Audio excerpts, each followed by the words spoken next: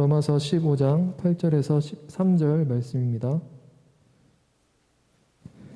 내가 말하노니 그리스도께서 하나님의 진실하심을 위하여 할례의 추종자가 되셨으니 이는 조상들에게 주신 약속들을 견고하게 하시고 이방인들도 그 긍휼하심으로 말미암아 하나님께 영광을 돌리게 하려 하심이라 기록된 바. 그러므로 내가 열방 중에서 주께 감사하고 주의 이름을 찬송하리로다 함과 같으니라. 또 이르시되 열방들아 주의 백성과 함께 즐거워라 하였으며 또 모든 열방들아 주를 찬양하며 모든 백성들아 그를 찬송하라 하였으며 또 이사야가 이르되 이새의 뿔이 곧 열방을 다스리기 위하여 일어나시는 이가 있으리니 열방이 그에게 소망을 두리라 하였느니라. 소망의 하나님이 모든 기쁨과 평강을 믿음 안에서 너희에게 충만하게 하사 성령의 능력으로 소망이 넘치게 하시기를 원하노라. 아멘. 우리는 이 시간에 현재의 복과 미래의 영광이 걸려있는 누구를 의지하고 누구를 신뢰할 것인가의 문제에 관해서 말씀을 살펴보는 중에 있습니다. 오늘은 우리가 섬기는 하나님이 과연 의지할 만하고 믿을 만한 분이신가를 확인해 보고 그렇다면 그 증거는 무엇인가를 살펴본 후에 이러한 사실들이 우리에게 어떠한 의미를 갖게 하는가 하는 것을 살펴보면서 은혜를 나누고자 합니다. 어떤 사람이 믿을 만한 사람인가는 그 사람이 한 약속에 대해서 그가 얼마나 신실하게 지키는가를 보면 알 수 있게 됩니다. 약속과 관련해서 사람은 보통 세 종류의 사람으로 구분할 수가 있습니다. 좀 어리석은 사람은 약속을 너무 쉽게 여기고 쉽게 약속을 하다가 지키지 못하는 사람입니다. 그리고 보통 사람들은 좀 약은 사람이라고 할 수 있는데요. 약속을 좀처럼 하지 않습니다. 왜냐하면 약속을 하게 되면 지켜야 된다는 부담과 함께 지키지 못했을 때 당하게 될 비난이 두렵기 때문에 웬만해서는 약속을 잘 하지 않습니다. 그렇기 때문에 그 사람은 신실한지 신실하지 않는지에 대해서 확인할 길이 없습니다. 그러나 이제 신실한 사람이 들어있는데 그 사람은 마땅히 해야 될 때 지금은 아직 그 해야 될 바에 대한 힘과 능력이 없지만 약속을 한 이후에 하나님의 은혜를 구하고 도움을 구하여 그 약속을 지켜내는 사람들입니다. 그러나 이렇게 세 번째 사람의 신실한 약속의 사람이라 할지라도 그가 약속하는 것은 지극히 사소한 것들에 불과합니다. 정말 중요한 것은 약속할 수 없을 뿐만 아니라 방자하게 행하여 약속한다 할지라도 이룰 수 없어서 공수표에 불과하게 될 겁니다. 예를 든다면 죽어가는 사람들에게 내가 당신을 살려낼 수 있습니다. 나만 믿으십시오 라고 한다고 해서 그 약속을 지킬 수 있는 건 아니죠. 이와 대조해 우리가 섬기는 하나님은 약속을 통해서 그의 신실하심을 우리에게 계시하신 하나님이십니다. 그리고 그의 이름을 여호와라고 우리에게 알리셨습니다. 여호와라는 이름의 가장 중요한 내용 중에 하나가 약속하신 것에 대해서 불변하지 아니하고 반드시 이루시는 하나님이라는 뜻입니다. 특별히 하나님은 인생이 아니십니다. 때문에 자기를 부인하실 수가 없으신 하나님이십니다. 디모데후서 2장 13절이죠. 우리는 미쁨이 없을지라도 주는 항상 미쁘시니 자기를 부인할 수 없으시니라 라고 이야기합니다. 좀 쉽게 번역한다면 우리에게는 신실함이 없지만 주님은 언제나 신실하셔서 약속하신 것을 어길 수 없습니다 라는 뜻입니다. 신실하심은 다른 말로 하면 진실하심이라는 뜻입니다. 우리는 진실하지 못해도 주님은 언제나 진실하시니 왜냐하면 약속을 어길 줄 모르시기 때문입니다 라는 뜻입니다. 또한 하나님은 인생이 아니시기 때문에 거짓말을 하지 않으시고 약속해 놓고 나중에 내가 약속 잘못했나 하고 후회하시도 않는 하나님이십니다. 그것을 민수기 23장 19절이 증언하죠. 하나님은 사람이 아니시니 거짓말을 하지 않으시고 인생이 아니시니 후회하심이 없으시도다. 어찌 그 말씀하신 바를 행하지 않으시며 하신 말씀을 실행하지 않으시랴라고 하여 하나님은 사람도 아니시고 인생도 아니시기 때문에 반드시 말씀하신 건 행하시며 실행하신 하나님이라고 증언하는 것을 만납니다. 무엇보다도 그 하나님은 변함도 없으시고 해전하는 그림자도 없으신 하나님이십니다. 너무나 놀라우신 분이죠. 야고보서 1장 17절입니다. 온갖 좋은 은사와 온전한 선물이 다 이로부터 빛들의 아버지께 내려오나니, 이것에 대한 보증이 뭐라고요? 온전한 선물과 그리고 온갖 좋은 은사를 주시는 그 빛들의 아버지께서 어떤 분이시기 때문이라고요? 그는 변함도 없으시고 해전하는 그림자도 없으시기 때문에 반드시 그런 것들을 주시는 하나님이시다라고 말씀하는 걸 듣게 됩니다. 두 번째는 이 하나님의 약속의 내용과 크기에 대해서 우리가 깜짝 놀라게 됩니다. 이 하나님의 모든 약속들은 불가능한 것을 가능케 하는 약속들입니다. 다시 말씀드리겠습니다. 하나님이 우리에게 하시는 약속들은 불가능한 것들을 가능케 하는 약속이기 때문에 인간의 이성의 한계의 범주를 넘어서는 것들입니다. 그렇기 때문에 믿음으로 약속을 붙잡아야 될 필요가 있는 아주 소중한 약속들이죠. 한 증거를 여러분들에게 들어드리겠습니다. 우리 이사야 44장 1절 2절이 하나님이 우리의 아버지고 우리를 창조하신 분이고 우리의 부모라는 사실을 알리시면서 함께하여 어떤 상황에서 지키고 보호하겠다는 약속을 이렇게 합니다. 야곱아, 너를 창조하신 여호와께 지금 말씀하시니라.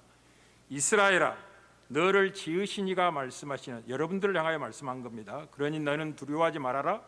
내가 너를 구속하였고 내가 너를 지명하여 불렀는 너는 내 것이니라 라고 말씀하신 다음에 세 가지 약속을 합니다. 뭘 약속을 하냐면, 내가 물 가운데로 지날 때 내가 너와 함께 할 것이라. 무슨 말이냐면 이때 물은 바다를 이야기하는, 홍해 바다를 이야기하는 것입니다. 이미 과거에 이 일을 이루셨죠. 이스라엘 백성의 홍해 바다를 건널 때 하나님이 함께하여 그 바다가 그들을 삼키지 못하도록 지키고 보호했다는 사실 우리 역사 속에 합니다. 여러분, 바다는 무서운 곳입니다. 거대한 파도가 있는 곳이죠. 이 사람이 그 바다에 휩쓸리게 되면 얼마 가지 못해서 물속에 빠져 죽게 됩니다. 그런데 하나님이 그 수많은 이스라엘 백성들을 홍해의 길을 여시고 바다를 건너가게 하고 한 생명도 잃어보지 않고 지키신 하나님을 우리가 만나게 됩니다. 그리고 두 번째 약속은 이렇게 하는 거죠. 강을 건널 때 물이 너를 침몰하지 못할 것이라 라고 약속을 하셨는데, 이것은 요단강을 건널 때 하나님이 이루신 약속입니다.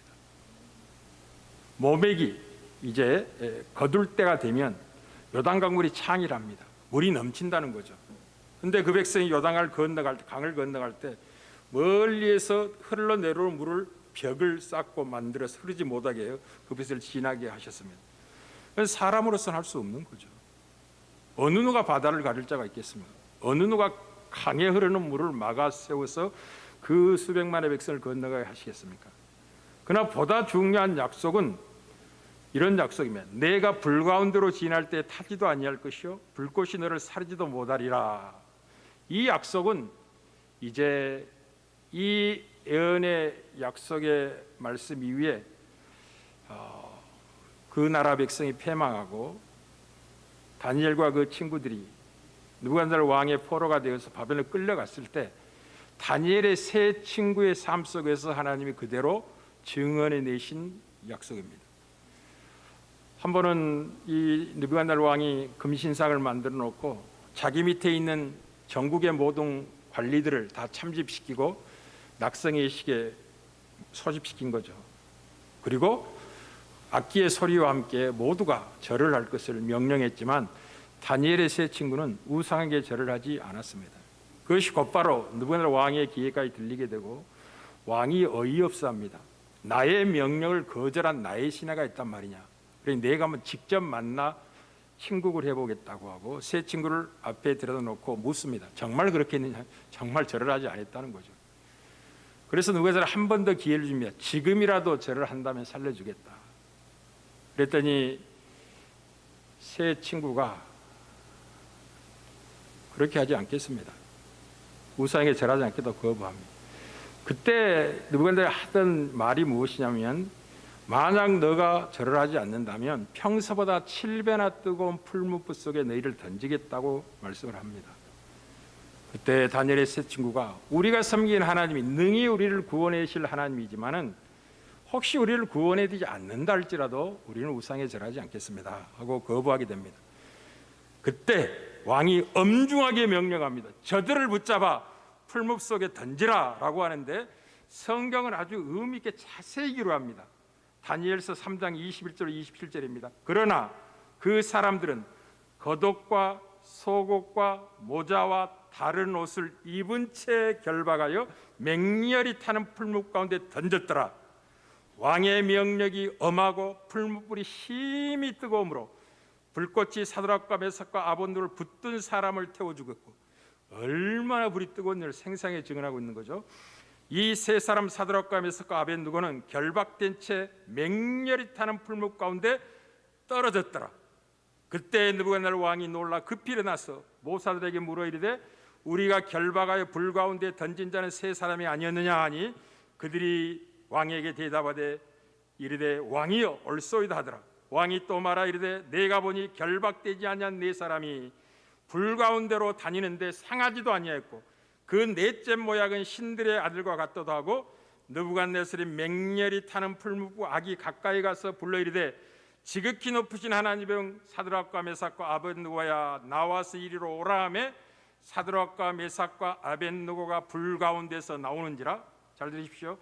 총독과 지사와 행정관과 왕의 모사들이 모여 이 사람들을 본즉, 한두 사람이 본 게 아닙니다. 느부갓네살 왕만 본 게 아니라 왕의 모든 신하들이 봤다는 거죠. 보았더니 어떤 모습이 었다고요?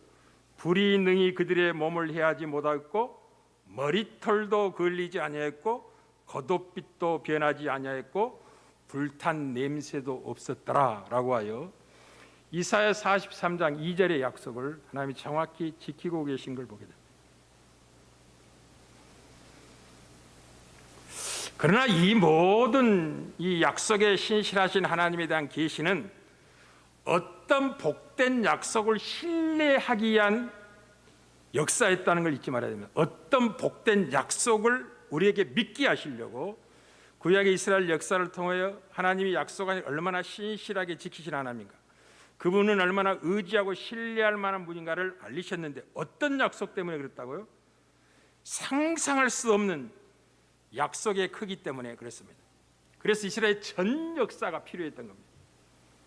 다시 말씀드리겠습니다. 하나님 어떤 상상할 수 없는 큰 약속을 우리에게 하시고, 그 약속을 신뢰할 것을 의도하시고, 이스라엘 역사 가운데 하나님이 수없는 약속을 하시고 지켜내신 하나님으로 자기를 계시한 겁니다. 그것이 뭘까요? 그것은 영원한 생명에 대한 약속입니다. 영생에 대한 약속입니다. 놀랍죠? 우리는 요한일서 2장 25절에 하나님이 우리에게 약속한 것은 이것이니 곧 영원한 생명이니라. 영원한 생명을 약속한다는 것은 세상에는 없는 것입니다. 어느 나라의 제왕이, 대통령이, 권세자가 영원한 생명을 약속할 자가 있겠습니까? 자기 생명도 못 지키는데, 사랑하는 자기 가족의 생명도 지켜내거나 보호하지 못하는데 어찌 영원한 생명을 약속할 수가 있겠습니까? 하나님만이 하실 수 있는 거죠. 그러니 믿기가 어려운 겁니다. 우리는 형제가 연합하고 동거함이 어찌 그리 선하고 아름다운 거라는 시편 133편의 말씀을 듣게 됩니다. 형제가 연합하고 동거함이 얼마나 선하고 아름다운 거, 하나님이 보시기에 너무나 아름답고 너무나 선하게 보시고, 거기에서 하나님이 복을 명령하십니다. 근데 그 복이 뭐냐? 너희에게 영생이 있을지어다 라고 복을 명한 겁니다. 영생이라는 것은 홀로 누리는 복이 아니라 그리스도 예수 안에 함께 연합된 하나님의 백성들이 명하는 복입니다. 놀랍죠? 아멘을 해야 되는데 그래서 이 복의 아름다움을 이렇게 설명한 133편 1절에 3절입니다. 보라, 영제가 연합하고 동거함이 어찌 그리 선하고 아름다운고. 이게 끝입니다. 그리고 거기서 여호와께 복을 명령하여 곧 영생이라도 해놓고 그 선하고 아름다움을 비유할 때 뭐라고 비유하냐면 머리에 있는 보배로운 기름이 수염, 곧 아롬의 수염이 흘러서 그의 옷깃까지 내린 것 같고 같다는 거죠. 비교하는 겁니다. 헐몬의 이슬이 시온의 산들에 내린 같이 아주 아름답다는 거죠. 그래서 내가 거기에서 복을 명령했다는 거죠. 너에게 영생이 있을지어다. 너에게 영생을 주겠다 라고 약속하시고 명령하시고 누리게 하신 하나님이십니다. 우리는 로마서 6장 23절에 제 삭슨 사망이요 하나님의 은사는, 하나님이 우리에게 은혜로 주신 선물은 곧 그리스도 예수 우리 주 안에 있는 영생입니다. 하나님이 은혜로 우리에게 주시고자 하는 복의 결정체는 뭐냐면 영원한 생명을 주시겠다는 약속이에요. 이런 약속을 하실 분은 하나님밖에 아니 계시는 거죠. 그렇다면 이 하나님의 약속의 신실함에 대한 가장 확실한 보증은 뭐냐 하면 증거가 있어야 되는 거죠. 이미 구약에 홍해를 건너게 하시고 요단강을 지나가게 하시고 불 속에 들어갔지만 타지도 않고 냄새도 없을 만큼 구원해내신 약속을 이루신 하나님이신데, 이 영원한 생명에 대한 약속은 이제 예수 그리스도를 통해서 분명히 보증하십니다. 그리고 그가 하신 일을 통해서 하나님이 얼마나 신실하신 분인가를 증언하십니다. 우리는 고린도서 1장 20절에서 이제 다음 주에 살펴보겠습니다. 그리스도 안에 있다는 것이 무엇인지, 그리스도 안에 있다는 걸 수없이 몇 년 동안 설교해도 다 설교를 못하지만 아주 핵심적인 것만 다음 주에 좀 살펴보도록 하겠습니다. 하나님의 약속은 그리스도 예수 안에서 얼마든지 이해가 됩니다. 하나님의 모든 약속들이라는 것은 그리스도를 바라보시고 그리스도 예수 안에 있는 자들에게 약속하신 것이며, 그 약속은 언제나 이해가 돼서 반드시 성취가 됩니다. 여러분은 아멘하여 하나님께 영광을 돌려야 할 겁니다. 사랑하는 성도 여러분, 하나님의 약속은 반드시 성취됩니다. 마치 하늘에서 비와 눈이 내려서 그 목적을 이루는 것처럼, 잘 들으십시오. 회개하고 주님께 돌아오는 자들은 반드시 구원을 얻게 될 것입니다. 회개하고 하나님께 돌아오는 자는 반드시 구원을 얻게 됩니다. 만약 하나님이 신실하신 분이 아니라면 우리의 구원은 날마다 흔들릴 겁니다. 그러나 우리의 구원이 견고한 것은 하나님이 신실하신 분이기 때문입니다. 그리고 그 신실하신 분을 무엇으로 증언하셨느냐? 오늘 본문이 그 사실을 정확히 이야기합니다. 내가 말하노니 그리스도께서 하나님의 진실하심을 위하여 할례의 추종자가 되셨으니, 무슨 말이냐면 그리스도 예수께서 하나님의 신실하심을 위하여 율법 아래 나셨다는 거죠. 할례의 수종자가 되셨다는 거죠. 그렇게 해서 어떻게 하시려고? 하나님이 조상들에게 주신 약속을 견고하게 하시려고 했다는 거죠. 그래서 예수 그리스도는 하나님이 얼마나 신실하신 분인가에 대한 확실한 증거입니다. 예수께서 오신 이유가 어디 있다요? 하나님이 얼마나 진실하신 분인가를 우리에게 정확히 알리고 계신 놀라운 것이죠. 그리고 조상들에게 약속하신 내용 중에 가장 중요한 내용이 무엇이냐면, 조상은 아브라함을 이야기하는 겁니다. 아브라함과 이삭과 야곱에게 약속하신 건데, 하나님이 아브라함을 부르시고 이제 이렇게 말씀을 하십니다. 너를 축복하는 자에게 내가 복을 주고 너를 저주하는 자에게 그를 내가 저주할 것이다 말씀하면서 땅의 모든 민족이 너로 말미암아 복을 얻을 것이라 라고 약속합니다. 땅의 모든 민족은 유대인뿐만이 아니라 열방을 이야기하는 거죠. 열방이 너로 말미암아 구원을 얻게 될 것이라고 하나님이 약속을 하셨는데, 그 열방의 구원의 보증이 오신 그리스도라는 거죠. 그리스도를 보내심으로 하면 열방의 소망이 되게 하셨고, 그 약속이 누누이 세월 속에서 증언되고 전파되었는데, 내가 열방 중에 주께 감사하고 주의 이름을 찬송하려도 함과 같으니라고 이 다윗의 확실한 은혜의 약속을 다윗에게 하실 때 하나님이 알리신 거죠. 또 열방들아 주의 백성과 함께 즐거워하라. 열방들은 이방 민족들을 이야기하는 겁니다. 이방 민족들도 원래 아브라함을 부르시고 처음 약속할 때 모든 족속이 땅의 모든 너의 씨로 말미암아, 실제로 너로 말미암아, 너의 씨로 말미암아 그런 말입니다. 너의 씨로 말미암아 예수 그리스도 말미암아 복을 얻을 것, 영생을 얻을 것에 약속을 하셨는데 역사 속에 그래서 누누이 알려오셨고 마침내 때가 되매 이새의 뿌리 곧 열방을 다스리기 위하여 나시는 분이 계셨는데 열방에게 소망을 두게 될 것이라 라고 하여 예수 그리스도는 하나님의 진실하심의 확실한 증거니라 라고 우리에게 알리고 있는 겁니다. 진실하심의 신실하심을 다르게 번역을 해놓은 겁니다. 그러니 예수 그리스도를 믿으면 구원을 얻는다는 이 확실한 약속의 말씀이 흔들리지 않는 견고함으로 우리에게 주어지지 않는다면 우리는 예수를 믿어도 구원을 받을지 안 받을지 흔들흔들 거릴 겁니다. 하나님이 신실하신 분이기 때문에 흔들리지 않는 거죠.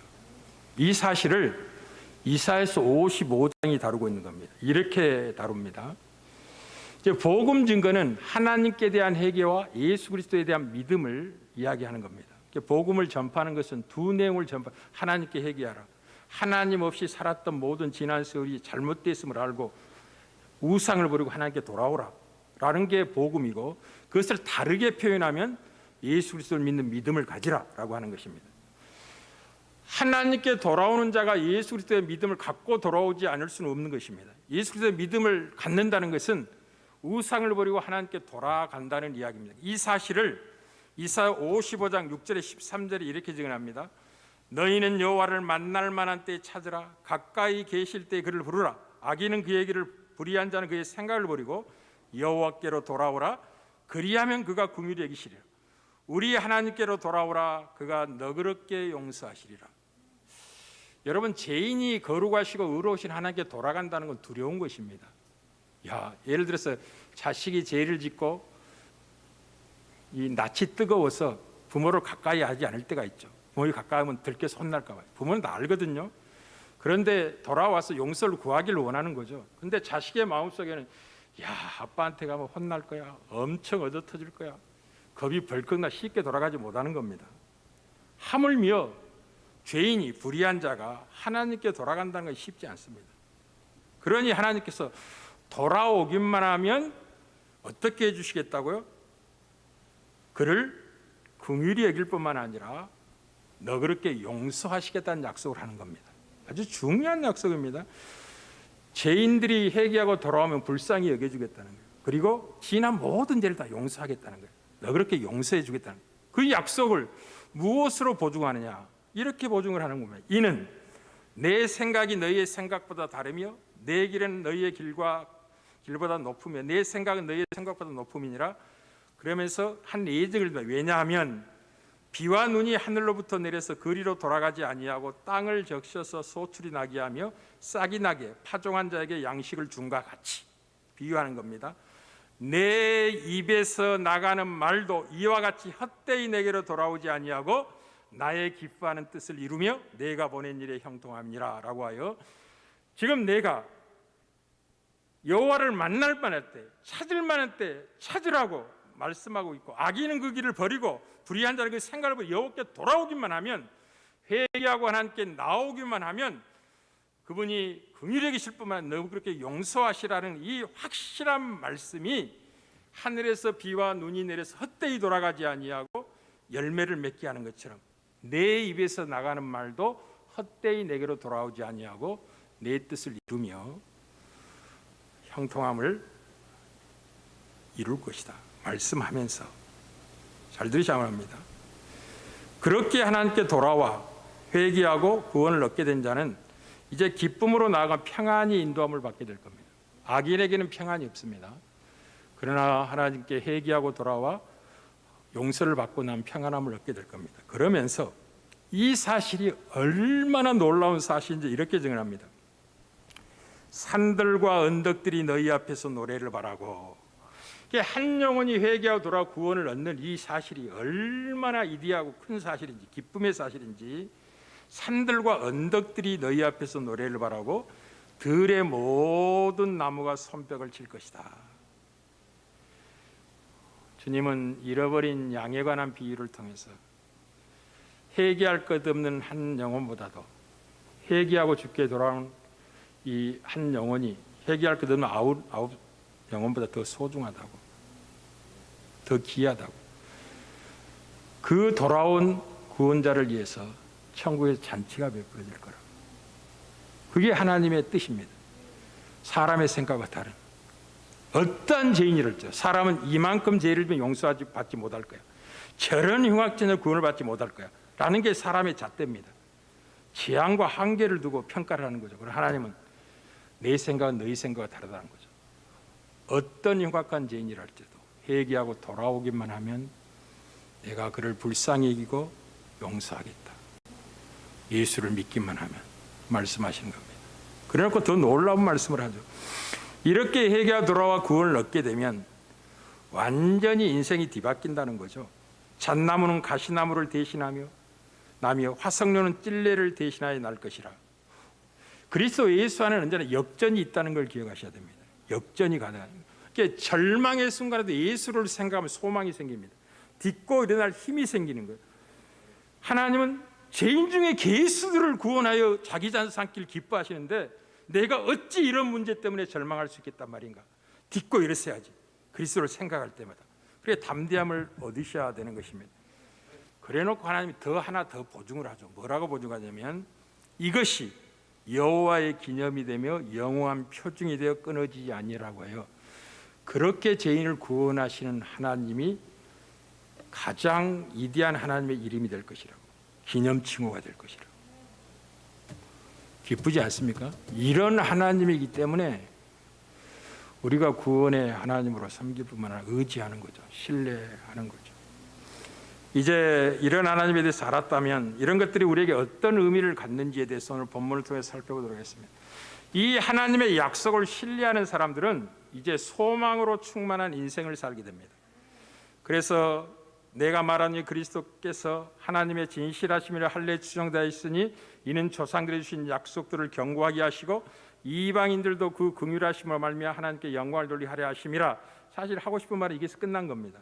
기록된 바 이것은 그것을 보증하고 증언하고 결론이 어디로 가냐면 소망의 하나님이 모든 기쁨과 평강을 믿음 안에서 너에게 충만하게 하사 성령의 능력으로 소망이 넘치게 하시길 원하노라 라고 결론을 내렸습니다. 그리스도인들은 누구냐면 그리스도인들은 소망을 가지고 살아가는 소망의 사람들입니다. 우리가 섬기는 하나님이 소망의 하나님이기 때문에 그렇습니다.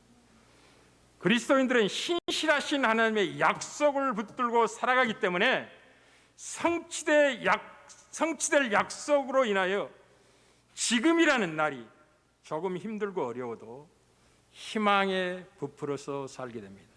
다시 말씀드리겠습니다. 그리스도인들은 누구냐? 신실하신 하나님의 약속의 말씀을 붙들고 살아가기 때문에 그 성취될 약속으로 인하여 지금이라는 날이 조금 불편하고 힘들고 어려워도 희망에 부풀어 살게 됩니다. 그래서 약속에 신실하신 소망의 하나님은 그 소망으로 인해 우리가 이기는 힘을 얻기를 원하십니다.